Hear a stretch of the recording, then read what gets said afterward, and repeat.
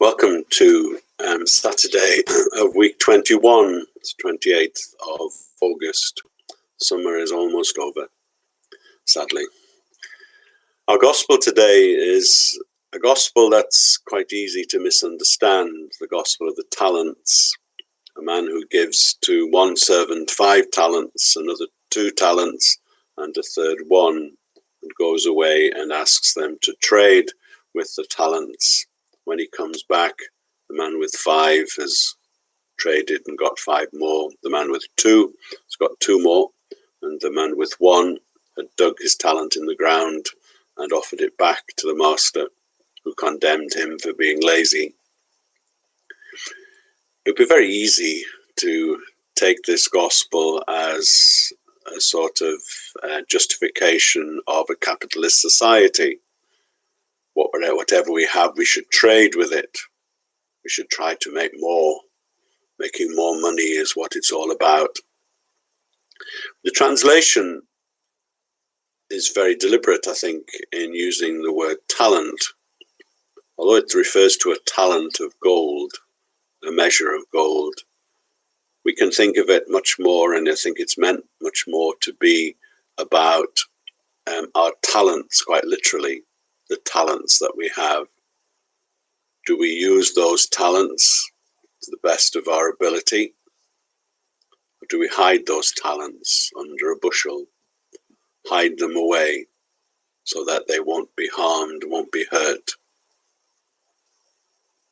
The thing is that if you bury something physical and solid like gold into the ground, then so long as nobody else steals it, it'll still be there and it'll still be in the same condition.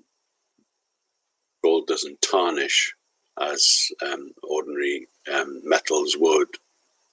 Gold is incredibly valuable in so many, many different ways. Getting your teeth repaired, if you use gold, is by far the best way, because gold is the nearest in terms of the ways that it changes to your teeth. But that's, I suppose, an irrelevance here. So what you can do with gold is you can treat it quite badly and it'll still be okay. Our talents are different. If we hide our talents, then those talents will not develop. And so in the gospel, if we think in terms of 3 people having a specific talent, shall we say, and either using that talent or hiding it. If you have a talent for music, then the greater your talent, the more you have to use it. Professional musicians have to practice for hours each day just to maintain the standard that they're in. I remember someone telling me that they were in a theatre and Yehudi Menuhin was about to rehearse, and he actually bumped into him and said, "Oh, can I listen?" And Yehudi Menuhin said, "Well, you can, but it won't be very good because I haven't done my 5 hours of scales practice today." He considered that unless he'd done those 5 hours, then his standard wouldn't be the way it should be.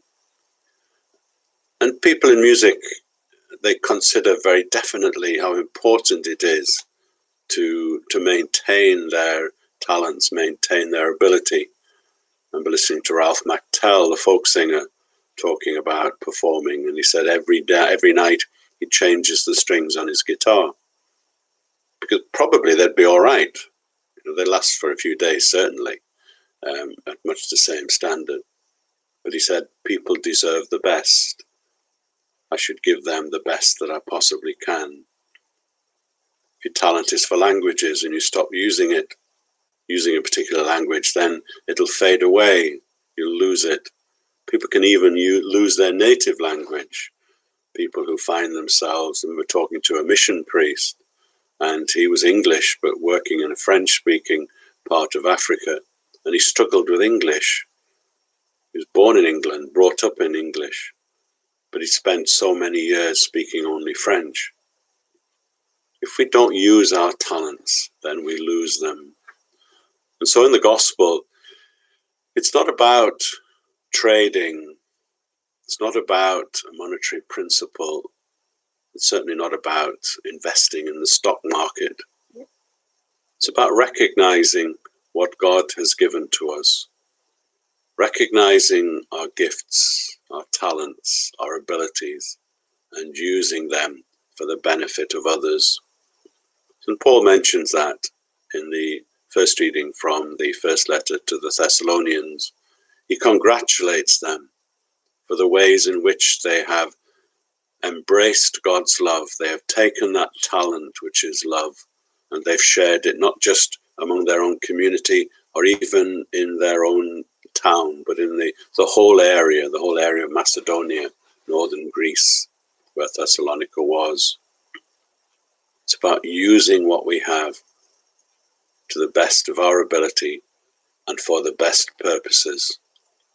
So the man is condemned not for not being a suitable investor in money, but for not being a suitable investor in talent. He had a talent. He decided not to use it, and so he lost it. It really became useless. We thank God for the talents and the gifts that we have. We pray that we can use them especially to bring God's love into the lives of other people. So thank you very much for listening. God bless.